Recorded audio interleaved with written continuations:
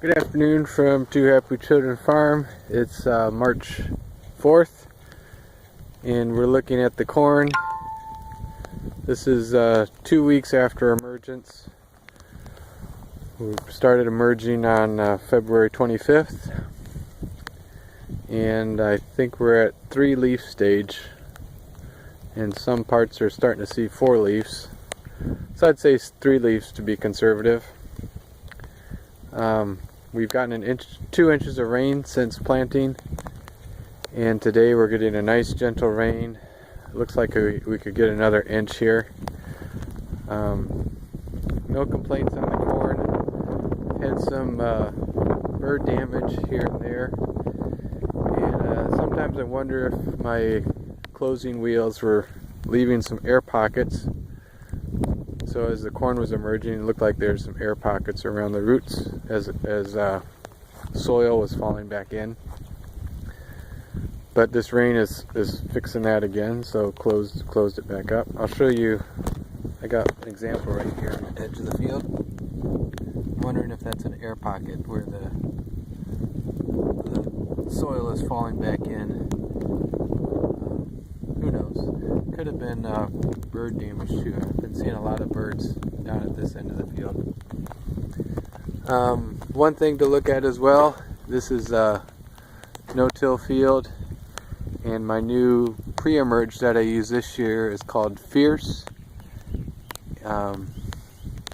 It's a group 15 and a group 14 mixture for no-till farmers. The group 14 has a burn down effect, so it helped kill off my broadleafs. This was put down 10 days before planting, which would be 4 weeks plus 2 days ago.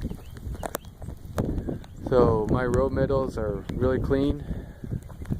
Even the bare dirt here. Just now seeing very little. That's henbit.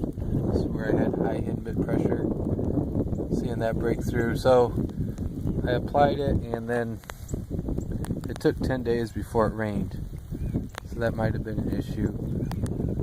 Also, my row cleaners cleaned it out. So if I see any weeds, it's usually in the row.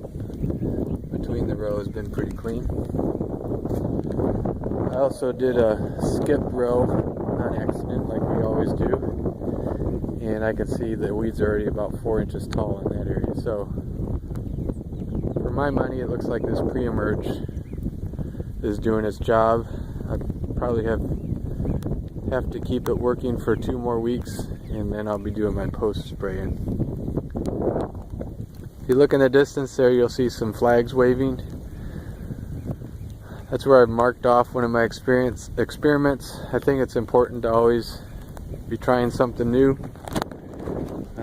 So this year I'm working on a population study. There's not a lot of data, or really any data, put out by the universities down here on the right population. Typical in this area is not really what you want to be looking at, because the typical yield is 70 bushels per acre. So I guess a population of 16,000 should probably be fine if 70 bushels is what you're shooting for. That's not what we're shooting for.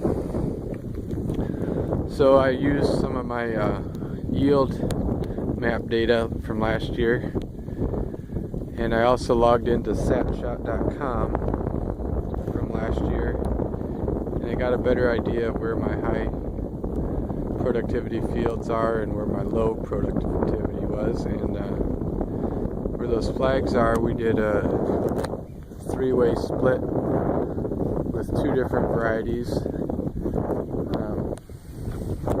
One split was 27,000 plants per acre. Another split was 32,000, and then a third split was 36,000. So at 36,000 plants an acre, you're looking at plant about every 6 inches. little bit closer than 6 inches.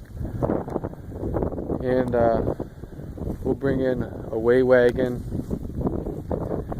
and harvest those splits. They're 1.5 acres each split.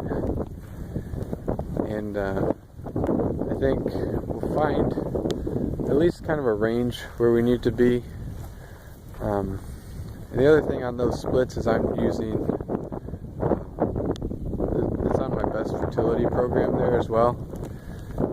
And so I know the soil can support a high yield environment.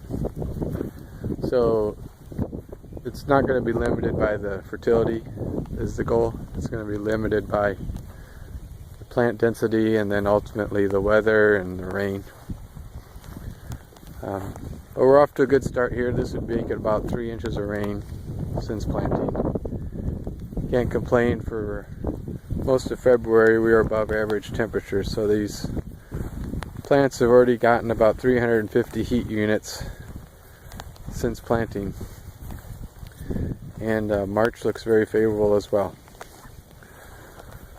So that's an update on the cornfield. I know a lot of you guys are itching to get your cultivating and spring fertilizer applied, and I'm glad I could pass this along to kind of think the whole country is going to be a little ahead of average this year.